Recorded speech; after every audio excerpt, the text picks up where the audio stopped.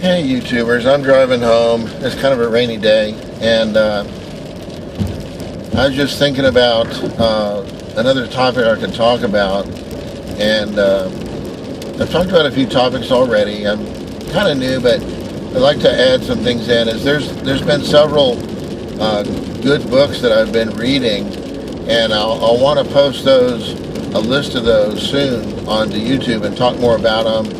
Maybe a place where I can show the covers of the books. And I've collected them over the years, and they've really helped me to learn some of the things I'm talking about and to get better at what I'm doing. You can always learn from others and improve and make changes, but sometimes having a book and just taking your time to study through it and read through it and absorb it, maybe even make a few notes, can really help you to see things in a different light. Some of the books I've read, I'll just mention some random ones, but I'll do a more formal YouTube. One of the first ones I really like, out of all of them, is Kiyosaki's Rich Dad, Poor Dad. And if you've ever done anything in business or had your own business or worked for yourself versus working for a corporation, it's a really amazing book. He talks about his two father figures in his life and how they differ on money matters, and how they treat money and how they look at it.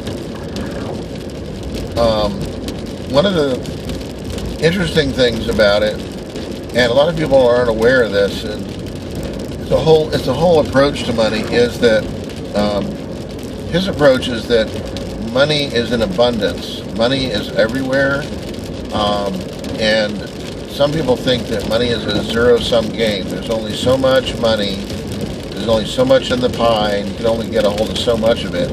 And if somebody's got some, that means you don't have some.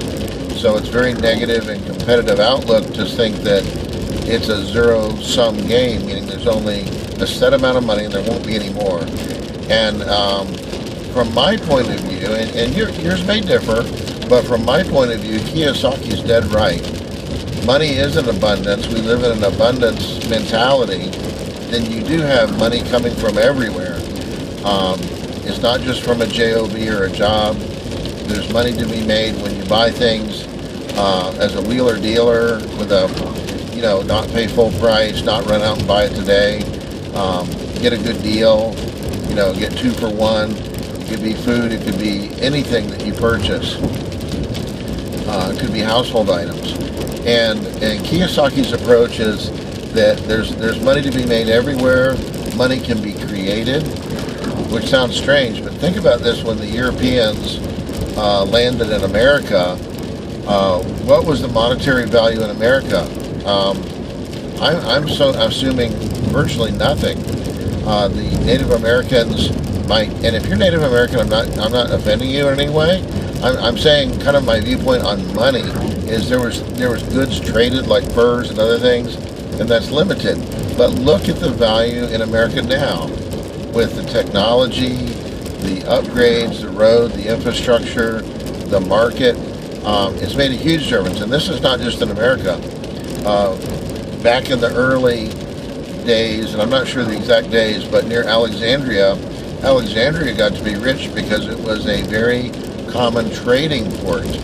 There was lots of trading going on, and they got a percentage of all that just by being there to supply ships and things like that. So companies that trade with other companies and play nice, countries that educate their workers, tend to be well off. Countries that block trade, that limit it, block education, maybe they're run by a particular religion or set of ideals, they're not an open society, tend to be poor. They don't want their people educated, or they're just very cut off from the world. So when I'm talking about the benefits of Kiyosaki's book, he's talking about, he always came up with business ideas, and his Rich Dad would promote that. And it's ironic because the Rich Dad didn't have the kind of education and background, but he's the one that always had money. His this poor dad was the one that was highly educated, only had a job, and didn't know that money came from anywhere else, and always couldn't afford this and that. So it's just very valuable to see it as a world of abundance, that there are opportunities everywhere. A lot of opportunities haven't been even thought of yet or developed. You know, who would have thought you could sell things that you'd normally sell at a yard sale, you know, like old textbooks for $1, you can sell them online for half of what their retail value is. I mean, that's Amazon, you know, and they'd sold new books in the beginning, but they got smart and started allowing used books, but so did others, you know, half.com and some others. So anyway, these ideas in these books can help you look at things in a different way. The main idea here was that books can really help you. We live in a world of abundance, and I'll probably have to redo this because I'm kind of scattered on my goals, but I'll probably leave it up at the beginning and maybe improve it and take it down later. So kind of talking about books, but also talking about we live in abundance. I think those should be 2 separate videos eventually. Hey, thanks for watching, and I'm just about where I want to go, just about home, and hope you got something out of it. If you like it, please smash that like button and subscribe. I plan to put up a lot more videos in the future. Thanks, everybody. Bye-bye.